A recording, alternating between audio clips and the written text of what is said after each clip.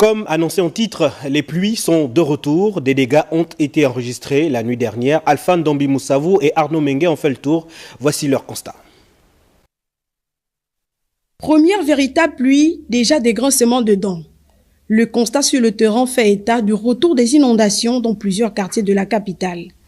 Les mares d'eau se sont formées sans difficulté autour des habitations, obstruant la circulation. Avec les petites pluies, ça s'inonde de partout, dans toutes les chambres, dans toute la maison. Rien que la première petite pluie, tout est inondé, tout est dans l'eau. Je ne sais pas, qu'est-ce qu'il faut faire maintenant? On souffre ici, là. Là, vous voyez tout ça, ça c'est une grande rivière, tout ça, jusqu'au derrière. Chaque fois, nos murs là se cassent. Et quand ça se casse, l'eau rentre. Ça amène tout. On perd chaque année ici, là. Chaque année, on perd les choses. L'eau est déjà rentrée même dans les chambres là-bas. Si vous partez par l'arrière, c'est déjà plein. Ce sont les rosées, mais quand c'est les grandes pluies, on fuit les maisons. Si pour certains, Dame Pluie représente un calvaire, pour d'autres, c'est une nécessité en cette période de carence d'eau dans les robinets. Chez moi là-bas, je n'ai pas de compteur d'eau.